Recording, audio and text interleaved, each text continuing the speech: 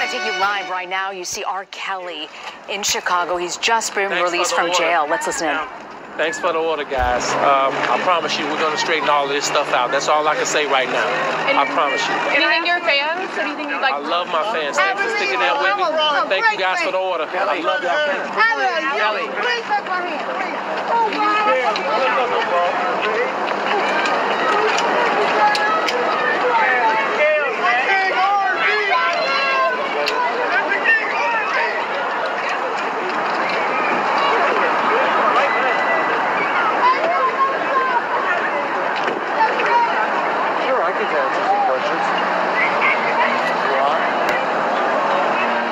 All right, that was R&B singer R. Kelly, who was released from jail. He was put in jail this week for failing to pay $160,000 in child support. We'll have much more from the scene there, potentially hearing from his attorney as well. We'll be following this story throughout the afternoon.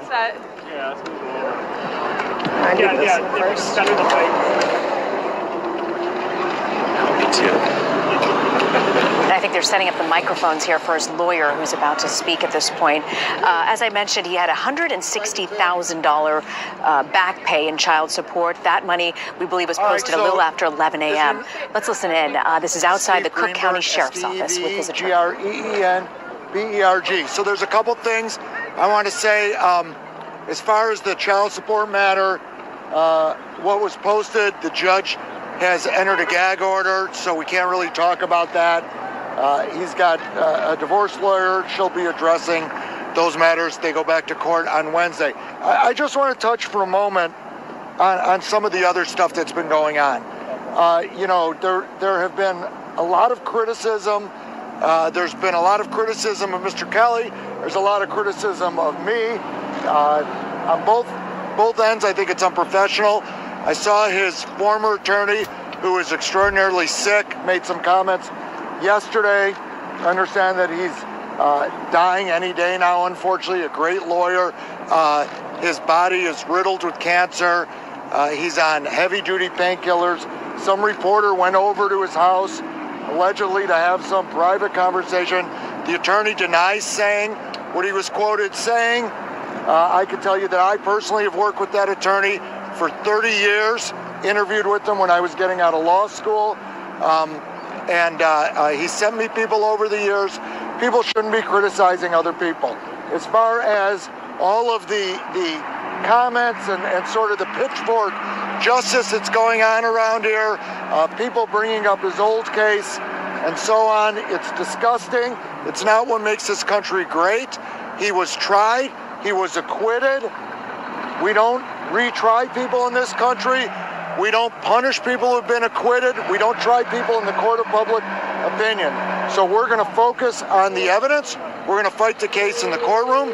The state has yet to give us one single piece of evidence. We haven't seen an interview. We haven't seen a police report. We haven't seen a videotape. When we get those things, we're going to fight this case like we fight any other case in the courtroom based on the evidence. I'll take a couple of questions. Kelly is facing some very serious charges, up to 70 years in prison. Do you think it helped his case to speak out? You know, whatever this man does, people are going to criticize. People say, well, I'm going to answer your question. Okay? Whatever he does, people are going to criticize. So if he doesn't say anything, people are going to say he's not saying anything, because if he says anything, he's going to incriminate himself. If he does speak, people are going to say, how can you believe him? He's just saying whatever. If he cries, people are going to say they're fake tears. If some victim, I remember getting yelled at in that courthouse a couple of weeks ago, oh, these victims were crying on TV. How can you call them liars? They're crying. He was crying on TV. People want to call him a liar. I'm going to say the same thing. Because he's crying, it doesn't mean he's truthful or not truthful, because they're crying. It doesn't mean he's truthful or not truthful. The girls talk to the TV. Oh, it's rehearsed. They have Stockholm Syndrome. People don't even know what that means. They haven't seen their parents. He arranges. He doesn't arrange. The girls arrange. They're going to see their parents. Oh, that's all staged. That's all wrong, too. No matter what the man does, people are criticizing. So what is the man to do? That's what I ask you. He sat for an interview. He wanted to sit for that interview. He's not hiding. Do you think it helped his case, though? It doesn't help his case. It doesn't hurt his case. We are going to try this case in a courtroom, in the walls, on the rules of evidence, based on what they're going to present. We're not going out there and doing interviews to taint a jury pool, to not taint a jury pool, to help a case, to not help a case. The man sat for the interview. He answered the questions. People can think whatever they want based on that. They can make their own judgments. I can tell you that nobody who drew a judgment based on that interview is going to be on our jury and is going to be making the decision. You talk about not seeing the evidence yet. When do you expect to see the tape or I expected to see it 2 weeks ago.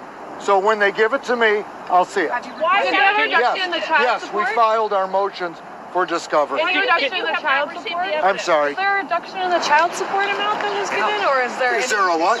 We heard there might be a reduction in the amount the judge. Well, you know, the child support. We're really not supposed to talk about that, but the man was paying $20,000 a month in child support. He paid it religiously until he couldn't make any more money because of all of these statements that are being made and all of the rumor and all of the innuendo, and frankly because of the charges. So he paid the child support. He paid it year after year after year. Now what's going to happen going forward, if it's going to get reduced, if it's going to stay the same, that's not in my hands. Steve, can you talk about the Detroit charges? Are you guys worried that there's another set of charges in a second jurisdiction? I have no idea what's going on in Detroit.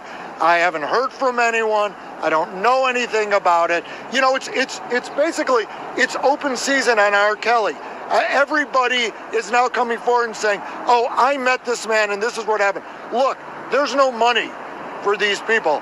There might be their 15 minutes of fame or whatever, but we could all make our own judgments about whether people are saying things because they're true or because they want their fame or whatever the reason is. Again, we're going to deal with it. If there's charges brought, I'm sorry, it's cold out. If there's charges brought anywhere in this country, we don't walk up. You know, I keep thinking of when I used to take my daughter, when she was a little kid, I took her to see Beauty and the Beast, and they walked up with pitchforks. I'm going to tell you guys a story of a case. I defended a guy in a death penalty case about 12 years ago. We saw the death penalty here in Illinois, okay? We won that case. Not only did we beat the death penalty, he was found not guilty. He went home. He got in his car. He went to a gas station to fill up his car after spending 7 years in jail, and he was shot dead at the gas station. The prosecutor on that case went to that man's wake. That was not justice. The justice is what happens in the courtroom. That's how we decide cases in this country, and that's what we should be doing. Can you tell us with the next hearing? Hold on. I'm not Trump. I can't listen. If you have not received any evidence yet, how can you be so certain that there is no case? I didn't say there is no case or there is a case. What I'm telling you is if they have the evidence, show it to me, and we will address it in court. We will address it in court. Attorneys shouldn't be flying into our jurisdiction who aren't subject to our ethical rules and making wild statements or any statements about a case. They should let the process play out. Why haven't they given you the evidence? I don't know. You'd have to ask them why they haven't tendered anything. Talk about Mr. Kelly's mental state. I mean, he just got out. You know, what's going on in his life? Is he staying in Chicago for now? Nobody wants to be in jail. I'm sure that Mr. Kelly is going to do whatever he needs to do to maintain his own sanity under the circumstances. Does he regret being on camera with Gail? I have not talked to him about that interview with Gayle King. Obviously, he went into custody, I think the same day that the interview first aired. I wasn't there when he was doing the interview, but I don't think he regrets. You weren't there? Do you think it was a mistake to do an interview as his attorney? I think that Mr. Kelly should be able to speak out however Mr. Kelly wants to speak out, and if that's what he wants to do, that's what he can do. He is innocent. He's got a presumption of innocence. You know, let me tell you something else. I got criticized for saying that all the people are lying. This is what the law tells us, and I'm a lawyer, so I'm going to tell you what the law tells you to do, okay? People are cloaked with a presumption of innocence, not a presumption of guilt, a presumption of innocence. And a judge tells a jury, when that jury walks into the courtroom, is you look at that man here now, he is presumed innocent. You have to presume him innocent. You can't prejudge anything. And what people are doing is they are prejudging things. The man is innocent.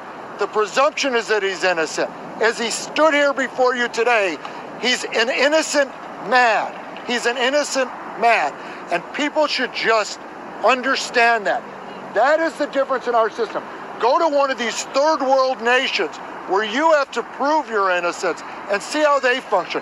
Folks, go to Venezuela, go to North Korea, go to what used to be communist Russia. Try and see their system, and then see if you like this system better or that system. Walk us through the system. Where are you right now with the child support? You'll be in court on Wednesday, and then you'll be in court next week. You'll be in court on Wednesday on the child support. You'll be in court here on the 22nd on the criminal case.